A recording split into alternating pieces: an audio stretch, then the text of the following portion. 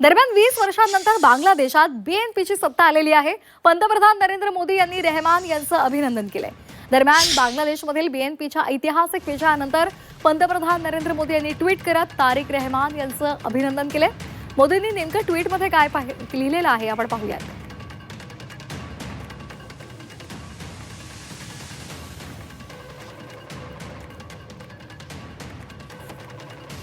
बांगलादेशातील संसदीय निवडणुकीमध्ये बीएनपीला निर्णायक विजय मिळवून दिल्याबद्दल मी तारिक रहमान यांचं हार्दिक अभिनंदन करतो. हा विजय बांगलादेशातील जनतेचा तुमच्या नेतृत्वावरील विश्वास दर्शवतो.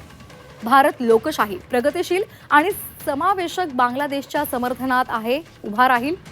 आमचे बहुआयामी संबंध मजबूत करण्यासाठी आणि आमची समान विकास उद्दिष्ट पुढे नेण्यासाठी तुमच्यासोबत काम करायला मी उत्सुक आहे, असं पंतप्रधान नरेंद्र मोदी यांनी म्हटलेलं आहे.